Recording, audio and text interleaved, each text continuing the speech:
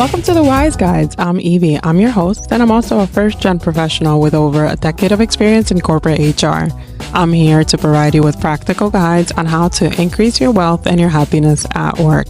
Whether you're feeling like an imposter in that new job, juggling a million responsibilities, or just trying to get your foot in the door, this is your space to find real, no BS advice, hear from people who have already been there, and maybe even laugh a little along the way. So grab your coffee or your glass of wine, settle in, and let's dive into today's topic. You are exactly where you need to be.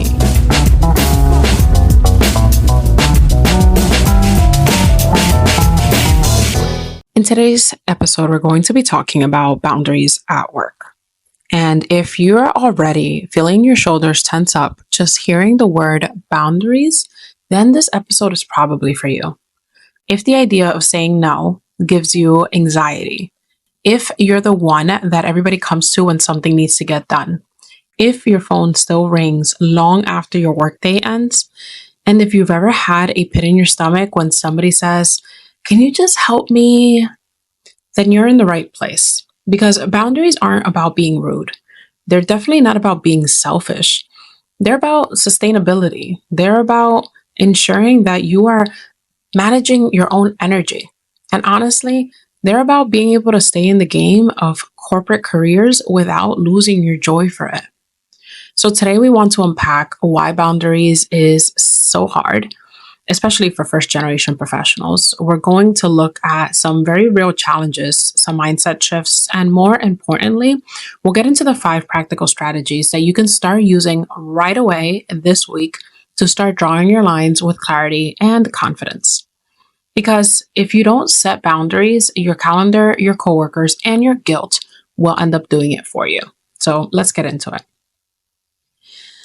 First, let's discuss why setting boundaries is so hard. Because it's not that you don't know you're overwhelmed. Usually you do. It's not that you don't need to unplug. It's that something deeper gets in the way when it's time to say no, or not right now, or that's not my job. And for so many of us, especially those of us who are first-gen professionals, these real blocks to creating boundaries start way before our first job. Let's think about a few of those. The first is you were taught to be grateful for any opportunity that came your way.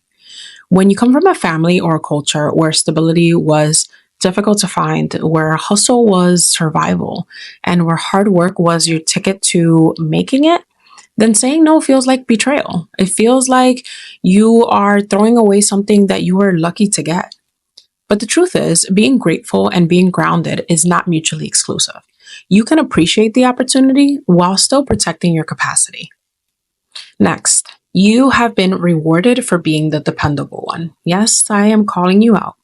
You are the go-to, the reliable one, the one who gets it done. That's your brand. And you don't want to let anyone down. But over time, the go-to becomes a do-it-all.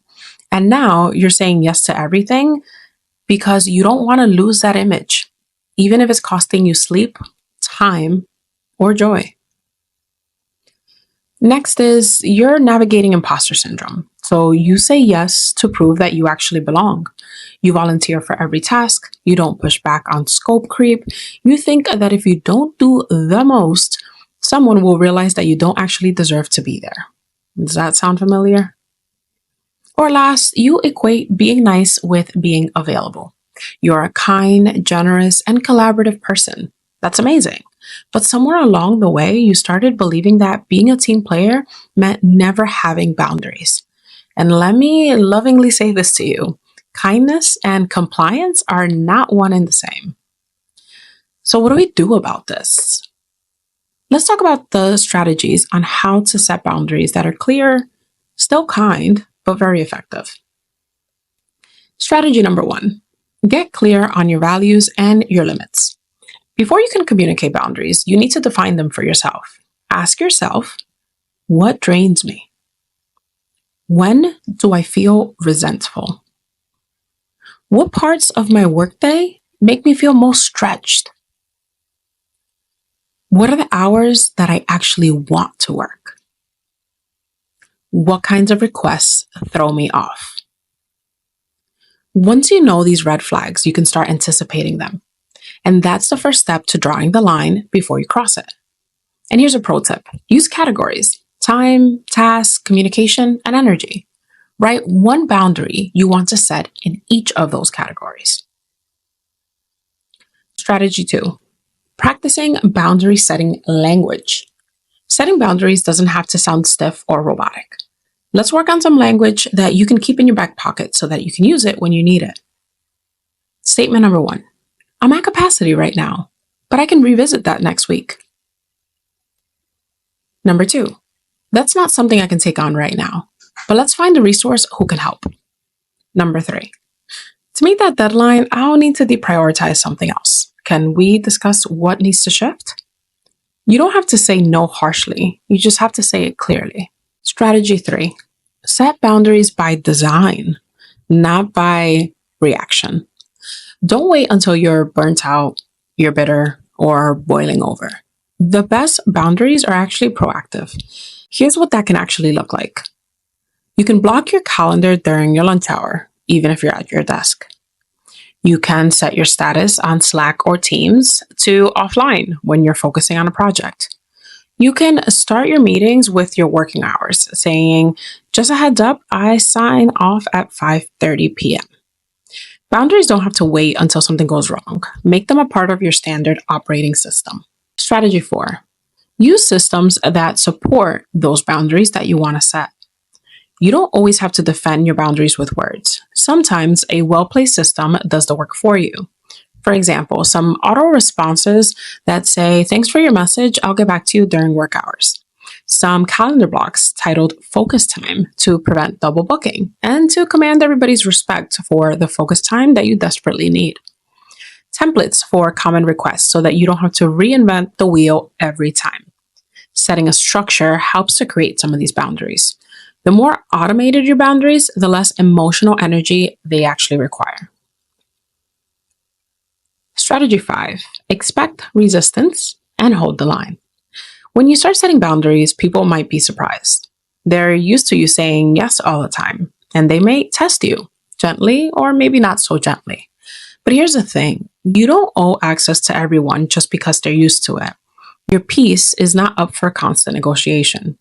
This doesn't mean that you have to be cold. It just means that you have to stay calm, consistent, and clear. And over time, people will adjust.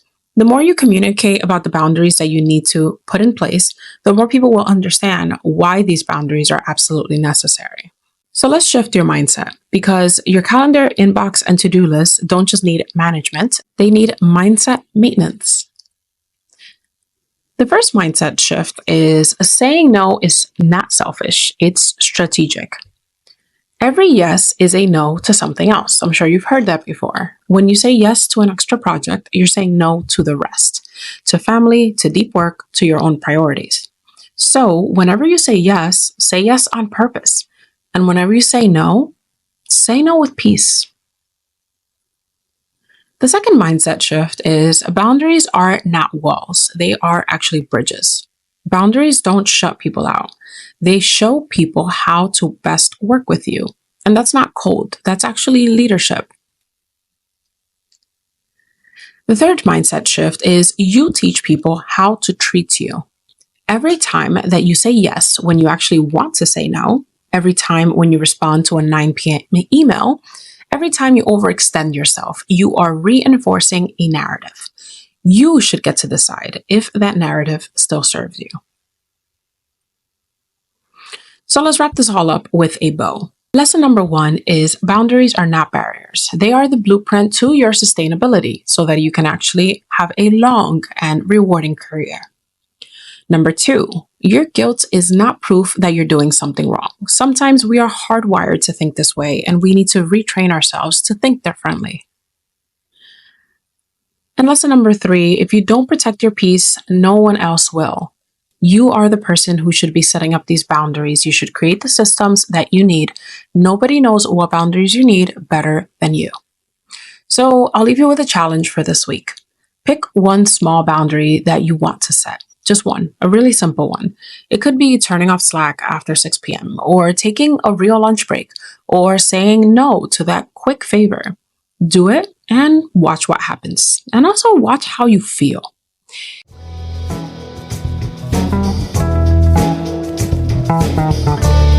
And just like that, you've received your dose of work wisdom.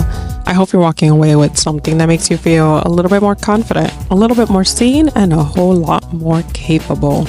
Remember that the journey is yours. There's no one right way to do it, and it's okay to take it one step at a time. If today's topic hit home for you and you're thinking you can use a little extra support, I'd love to chat one-on-one. Head over to the show notes so you can figure out how to book some time with me. And if you enjoyed hanging out with me, make sure to hit the subscribe button so you don't miss any future episodes. And if you're feeling a little generous, please leave a quick review. It can help more people like us find the show. Plus, I'd love to hear what you think. Let's keep the conversation going. Follow me on Instagram at WorkWiseGuide.